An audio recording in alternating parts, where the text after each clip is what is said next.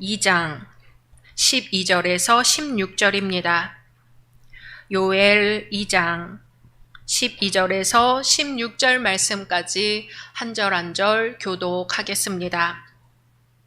여호와의 말씀에 너희는 이제라도 금식하고 울며 애통하고 마음을 다하여 내게로 돌아오라 하셨나니 너희는 옷을 찢지 말고 마음을 찢고 너희의 하나님 여호와께로 돌아올지어다. 그는 은혜로우시며 자비로우시며 노하기를 정의하시며 은혜가 없으시다. 뜻을 돌이켜 재앙을 내리지 아니하시나니. 주께서 혹시 마음과 뜻을 돌이키시고 그 뒤에 복을 내리사 너희 하나님 여호와께 소제와 전제를 드리게 하지 아니하실는지 누가 알겠느냐. 너희는 시온에서 나팔을 불어 거룩한 그 시기를 정하고 성회를 조직하라. 같이 백성을 모아 그 모임을 거룩하게 하고 장로들을 모으며 어린이와 젖 먹는 자를 모으며 신랑을 그 방에서 나오게 하며 신부도 그 신방에서 나오게 하고. 아멘. 로마서 13장 11절에서 14절의 말씀입니다. 로마서 13장 11절에서 14절의 말씀까지 한 절 한 절 교독하겠습니다. 또한 너희가 이 시기를 알거니와 자다가 깰 때가 벌써 되었으니 이는 이제 우리의 구원이 처음 믿을 때보다 가까웠음이라.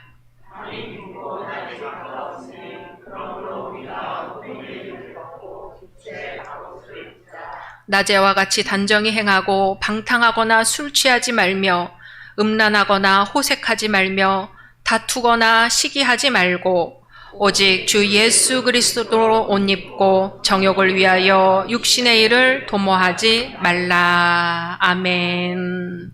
마가복음 1장 14절에서 15절의 말씀입니다. 마가복음 1장 14절, 15절 말씀 한 목소리로 합독하겠습니다. 요한이 잡힌 후 예수께서 갈릴리에 오셔서 하나님의 복음을 전파하여 이르시되 때가 찼고 하나님의 나라가 가까이 왔으니 회개하고 복음을 믿으라 하시더라. 아멘. 오늘 함께 예배드리는 현장의 모든 분들, 온라인상의 모든 분들을 주님의 이름으로 환영하고 축복합니다. 우리 앞뒤 옆에 계신 분들과 인사 나누겠습니다. 축복합니다. 잘 오셨습니다. 올해 받으신 약속의 말씀 함께 암송하겠습니다. 너희는 시편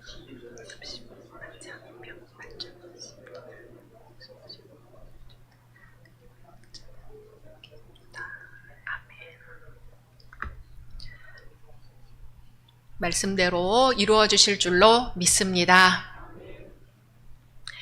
옛날 어떤 사람이 도시를 떠나 맨발로 들판을 걸으며 하늘의 새들에게 설교를 했습니다.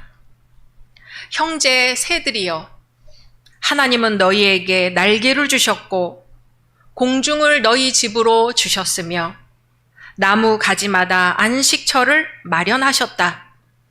그러니 너희는 하나님을 찬양하여라. 놀랍게도 새들은 날아가지 않았습니다. 그 사람의 발치에 내려와 그 말을 듣고 날개를 퍼덕이며 화답하듯 울었습니다. 이제 가도 좋다라고 말을 했을 때에야 새들은 하늘로 날아오르며 마치 감사하듯이 울었습니다. 이 사람은 성프란치스코였습니다. 성프란치스코는 자연을 지배의 대상이 아니라 하나님을 함께 예배하는 형제 자매로 여겼습니다. 피조물과 대화할 줄 알았고 무심히 지나치는 들판 속에서 하나님의 숨결을 느낄 줄 알았습니다. 오늘 우리는 어떤 마음으로 자연을 바라보고 있을까요? 오늘 우리는 자연과 대화하고 있을까요?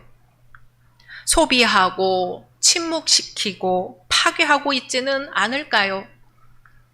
우리는 들판의 탄식과 바다의 신음 속에서 하나님의 부르심을 듣고 있을까요? 땅이 메마르고 나무가 열매 맺지 않고 하늘조차 이상하게 분노하는 이 시대에 주님은 우리에게 말씀하십니다. 너희는 이제라도 돌아오라. 하나님의 나라가 가까이 왔으니 회개하고 복음을 믿으라. 자다가 깰 때가 벌써 되었으니 빛의 갑옷을 입자. 우리는 기후위기의 심각한 현실을 마주하고 있습니다. 유엔 사무총장 안토니오 구테우스는 2024년을 기후 파괴의 완벽한 사례로 지목하며 허리케인이 오기 전 목숨을 걸고 대피하는 가족들, 견딜 수 없는 폭염에 쓰러지는 노동자들, 홍수로 파괴되는 지역사회, 가뭄에 시달려 굶주리는 아이들이 오늘날 전 지구 곳곳에서 나타나고 있다고 경고했습니다. 기후위기의 고통으로부터 어느 나라도 예외일 수 없다고 선언했습니다. 그리고 이제는 기후 행동이 선택이 아니라 필수임을 강조합니다. 최근 몇 년은 인류 역사상 가장 더웠던 시기로 공식 기록되었습니다. 2024년과 2025년 역시 역대급 폭염과 이상기후, 전례 없는 자연재해가 계속되고 있습니다. 세계 각지에서 폭염과 가뭄, 대형 산불, 기록적인 홍수와 태풍, 생태계의 급격한 변화가 동시다발적으로 벌어지고 있습니다. 2000년 이후로 매년 약 48만 9천 명이 폭염으로 사망했다고 합니다. 저는 이 기사를 찾아보고 계속해서 찾아보았습니다. 믿을 수가 없었습니다. 경제적 피해 또한 수백조 원에 달합니다. 폭염과 직접 연관된 질병뿐 아니라 폭염으로 인한 심혈관계 질환, 호흡기 질환, 고령자 사망 등 간접 영향까지 포함하여 매년 약 49만 명의 사람이 죽어가고 있습니다. 각국 정재계와 학계 지도자들마저 이제는 기후 붕괴가 시작됐다는 절박함으로 지구의 미래를 걱정하고 있습니다. 구테우스 사무총장은 이렇게 경고합니다. 우리는 지금 가속 페달을 밟은 채로 기후 지옥행 고속도로를 달리고 있습니다. 만약 배출량을 대폭 줄이고 적응력을 높이지 않는다면 모든 경제와 사회가 더 큰 위기, 더 큰 분노에 직면하게 될 것입니다. 하지만 동시에 희망의 메시지도 전합니다. 청정 에너지 혁명은 이미 시작됐습니다. 모든 정부와 기업은 더 이상 뒤처질 수 없고 이제 공정하고 신속한 전환만이 남았습니다. 지속 가능한 세상은 선택이 아니라 우리 모두의 생존과 직결된 필수 요건입니다. 지금 우리는 기후위기의 시대에 살고 있지만 사실 이런 자연의 반응은 전혀 새로운 것이 아닙니다. 성경에도 하나님의 백성이 하나님을 잊었을 때 가장 먼저 자연이 반응했던 때가 있었습니다. 바로 요엘 선지자가 활동하던 시대입니다. 요엘서 2장을 보면 이스라엘 땅에 전례 없는 메뚜기 재앙이 닥쳤습니다. 밭이 황무하고 땅이 슬퍼하며 곡식이 떨어지고 포도주가 말랐으며 기름도 다했습니다. 들판에 소와 양까지 먹을 것이 없어 울부짖는 소리가 울려 퍼졌고 심지어 성전에서는 하나님께 드릴 곡식과 포도주조차 끊기게 되었습니다. 이것은 단지 농업 재난이 아니지요. 하나님과 단절되었고 자연과 단절되었고 이웃과 단절되었습니다. 요엘 선지자는 그 재앙을 해석합니다. 이것은 단지 자연의 재앙이 아니라 하나님의 날, 곧 여호와의 날이 가까이 왔음을 알리는 경고다 하는 거죠. 여호와의 날은 하나님께서 역사 속에 직접 개입하셔서 심판하시고 회복하시는 날입니다. 심판과 파괴의 날이지만 하나님께 돌아오는 이들에게는 심판이 은혜로 바뀌는 날이라는 거지요. 그때 하나님은 말씀하십니다. 우리 요엘 2장 12절 말씀 같이 읽습니다. 여호와의 말씀에 너희는 이제라도 금식하고 울며 애통하고 마음을 다하여 내게로 돌아오라 하셨나니. 아멘. 여기서 중요한 단어는 바로 이제라도입니다. 이미 모든 것이 무너진 것 같아도, 이미 재앙이 임한 것 같아도 하나님은 여전히 기다리시며 돌아오기를 바라신다는 것입니다. 하나님은 옷을 찢는 외적인 회개가 아니라 마음을 찢는 내면의 회개, 진정한 돌이킴을 원하십니다. 그리고 돌이킬 때 하나님은 단지 영혼의 회복만이 아니라 땅도 회복시키시고 포도주와 기름도 다시 내리시며 성령을 만민에게 부으겠다고 약속하십니다. 오늘 우리에게도 이제라도 라는 말씀이 들려옵니다. 요엘의 시대처럼 지금 이 시대도 피조물이 고통받고 있습니다. 바다의 고래가 떠나고 땅은 타들어가고 강은 말라가며 어린아이들과 나이가 많은 사람들, 가난한 사람들이 기후재앙의 가장 큰 피해자가 되어가고 있습니다. 하나님은 오늘 우리에게도 동일하게 말씀하십니다. 너희는 이제라도 돌아오라. 돌아오라는 것은 단지 교회로 돌아오라는 말이 아니지요. 관계의 회복, 자연과의 화해, 창조주 앞에 무릎 꿇는 겸손한 삶으로 전환하라는 뜻입니다. 생태신학자 셀리 맥페이그는 현대의 환경 파괴는 신학이 인간 중심주의에 갇혀 자연을 하등한 피조물 취급을 한 결과라고 지적합니다. 또한 신학자 레오나르도 보프는 피조물 전체가 구속의 대상이며 생태 위기는 곧 영적 위기라고 했습니다. 오늘날의 회개는 단지 죄책감의 고백이 아니라 삶의 방식, 경제 구조, 소비 습관을 바꾸는 급진적 전환이 되어야 한다는 것입니다. 하나님 앞에 잘못했습니다 하고 말로만 하지 말고 삶에서 생태적 전환을 이루라는 것입니다. 그게 마음을 찢는 회개입니다.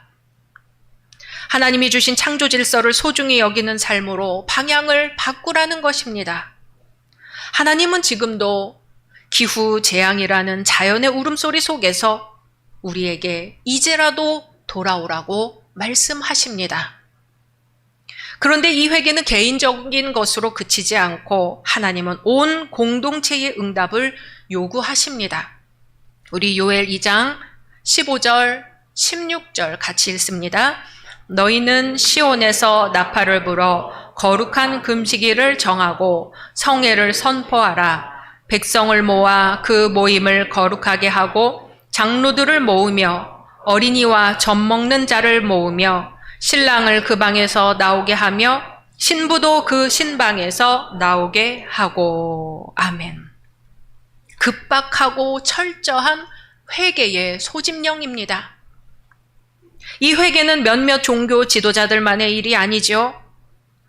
젖먹이 아기까지도, 이제 막 삶의 시작점에 선 신랑과 신부까지도 그 어떤 이유도 회개의 자리를 미룰 수 없을 만큼 급박합니다. 하나님 앞에서의 회개는 세대를 초월한 책임이며 공동체 전체가 함께 드리는 고백이자 결단이 되어야 합니다. 신학자들은 죄는 개인의 내면적 문제로 축소될 수 없으며 사회적, 생태적 구조 속에서 함께 책임지고 돌이켜야 할 현실이라고 강조합니다. 요엘 선지자는 외칩니다. 젖먹이도 신혼의 기쁨 속에 있는 신랑 신부도 지금은 다 내려놓고 하나님의 얼굴을 구해야 할 시간이라는 것입니다. 그리고 이 거룩한 성회는 단지 죄의 고백을 하나님 앞에 보여주는 하나의 행사가 아니라 창조 세계가 함께 회복될 수 있는 유일한 출발점이라는 것이지요. 우리가 함께 모여 하나님 앞에 진심으로 회개할 때 하나님은 그 백성만이 아니라 땅도 들짐승도 밭도 하늘도 함께 회복시키겠다고 하십니다. 다른 어느 누구도 아닌 우리 열린교회가 진심으로 회개하고 마음을 찢고 변화받아 하나님 앞에 새로운 삶을 살기로 결단하고 행동하면 그 누가 알겠습니까? 지구의 이 기후재앙을 하나님이 마치 메뚜기 떼를 몰아내듯이 물러가게 하실지 그 누가 알겠습니까? 지난주에 어떤 분이 저한테 이렇게 날이 뜨거운데 목사님이 기도를 안 하셔서 그런 게 아니냐고 그러셔요. 그래서 그렇군요. 제가 이번 주에는 열심히 기도하겠습니다 하고 대답했죠. 그리고 기도를 했는데 지난 새벽 예배 때 이 요엘 말씀을 읽게 된 것이죠. 정말 그렇구나 했습니다. 매주 교회 소식 때 우리 교회는 종이컵 안 쓰고 개인컵 가져와서 사용합니다. 교회컵을 사용하시면 씻어서 엎어 놓으시기 바랍니다. 이렇게 알리기만 했지.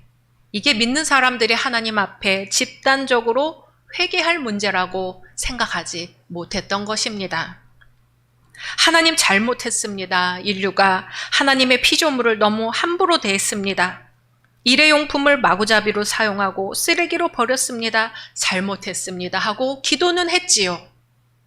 그러나 우리가 맞닥뜨린 기후재앙의 현실이 하나님과 인간의 관계 단절에서 기인했다는 것이 오늘 요엘서 본문을 통해 분명해졌습니다. 지난 몇 주간의 폭염은 바로 저와 여러분의 하나님과의 관계에 문제가 있기 때문에 생긴 일이었습니다. 경상도를 휩쓴 대형 산불과 폭우로 인한 피해들이 바로 저와 여러분의 하나님과의 관계에 문제가 있기 때문에 생긴 일이었습니다. 작년에도 더웠는데 올해도 덥네. 올해 여름이 우리가 겪는 가장 시원한 여름이라고 말만 할 것이 아니라 그 문제가 바로 나와 하나님과의 관계의 분열로 인해 생긴 것이라는 것을 깨달아야 하는 것이죠. 너희는 이제라도 돌아오라. 옷을 찢지 말고 마음을 찢어라. 나팔을 불어 거룩한 금식일을 정하고 성회를 소집하여 젖먹이에서부터 가장 나이 많은 어른과 신랑 신부에 이르기까지 다 모여 회개하고 울며 이르기를 주여 이 백성을 불쌍히 여겨 주옵소서 하라. 예수님께서 하나님 나라가 가까이 왔다고 선포하신 때는 이스라엘 백성에게 있어 어둠의 시대, 절망의 시기였습니다. 정치적으로는 로마 제국의 압제 아래 있었고 경제적으로는 과도한 세금과 착취로 인해 농민과 서민들은 점점 더 가난해졌습니다. 종교 지도자들은 로마와의 타협 속에 권력을 유지했고 성전은 더 이상 고통받는 백성의 피난처가 아닌 형식적 예배와 계층적 특권이 유지되는 곳이 되어 버렸습니다. 요엘 선지자 시대는 요엘 선지자라도 있었지. 이제 예언은 끊긴 지 400년이 넘었고 하나님의 침묵은 점점 길어져만 갔습니다. 백성들은 과연 하나님이 우리를 기억하시는 걸까 질문하면서 메시아를 간절히 기다렸습니다. 이런 혼란의 한복판에서 세례 요한이 광야에서 외칩니다. 회개하라, 주의 길을 예비하라. 사람들은 요단강으로 몰려들며 하나님이 새 일 행하실 것을 기대했습니다. 그때 예수께서 등장하시어 공생애의 첫 말씀을 선포하십니다. 마가복음 1장 15절 같이 읽습니다. 이르시되 때가 찼고 하나님의 나라가 가까이 왔으니 회개하고 복음을 믿으라 하시더라. 아멘. 이 말씀은 절망의 시대에 주시는 하나님의 부르심입니다. 억눌린 자들에게 전해진 복음의 외침입니다. 그리고 잃어버린 창조 질서를 회복하려는 구속의 선포입니다. 예수님은 단지 개인의 죄 문제만을 다루기 위해 오신 것이 아니죠. 주님은 하나님 나라의 질서를 이 땅 위에 회복시키기 위해 오셨습니다. 그 나라에서는 가난한 자가 복을 받고 병든 자가 고침을 받으며 자연도 이웃도 모든 피조물이 함께 기뻐 찬양하는 대전환의 회복이 시작됩니다. 그리고 그 나라의 시작을 알리는 첫 번째 소리가 바로 회개하고 복음을 믿으라는 말씀입니다. 성 프란치스코가 형제 세들아 하나님을 찬양하라고 했던 것처럼 예수님의 복음은 자연까지도 살아나게 하는 생명의 말씀입니다. 2023년 그린란드의 빙하가 거대한 소리를 내며 무너졌습니다. 온난화로 인한 녹음 현상이 심각해지자 지역 생태계가 순식간에 파괴되었습니다. 고래가 떠나고 물고기가 사라지고 원주민들은 생계를 잃었습니다. 한 노인이 말했습니다. 우리는 땅과 바다의 말을 들으며 살아왔습니다. 그런데 이젠 바다가 우리에게 대답하지 않습니다. 사도 바울은 하나님 나라를 살아내는 사람은 잠에서 깨어나야 한다고 외칩니다. 자다가 깰 때가 되었으니 어둠의 일을 벗고 빛의 갑옷을 입자. 이 깨어남은 단지 영적 각성만이 아니라 창조 세계의 고통에 응답하는 것입니다. 자원을 아끼고 자연과 더불어 살아가는 하나님 나라의 시민으로 살아야 합니다. 프란치스코처럼 자연과 다시 대화하는 법을 배워야 합니다. 그것이 바로 회개한 사람이 살아가는 방식, 하나님 나라를 증언하는 방식입니다. 주님은 너희는 이제라도 돌아오라고 부르십니다. 이 시간 우리의 마음이 하나님께로 돌아서기를 소망합니다. 우리의 삶이 창조 세계와 다시 화해하기를 소망합니다. 우리 공동체가 하나님 나라의 빛 가운데 걷기를 소망합니다. 이 땅의 탄식이 그치지 않는 지금, 우리가 말씀 앞에 서서 진심으로 회개할 때에, 빛의 갑옷을 입고 살아갈 때에 피조물이 다시 찬양하게 되고 우리의 예배가 온 땅과 연결되는 거룩한 예배가 되기를 주님의 이름으로 축원합니다. 주님의 말씀입니다. 너희는 이제라도 금식하고 울며 애통하고 마음을 다하여 내게로 돌아오라. 아멘. 말씀 묵상하며 이 시간 주님의 창조 세계와 병중에 있는 우리 성도님들과 폭염으로 고통당하는 우리 국민들을 위하여 잠시 소리내어 기도하겠습니다. 거룩하신 주님, 우리에게 이 시간 말씀을 주시고 말씀을 묵상하게 하시며 기도하게 하시니 감사합니다. 주님, 인간의 교만도 계시고 주님이 아름답게 창조하신 이 세계가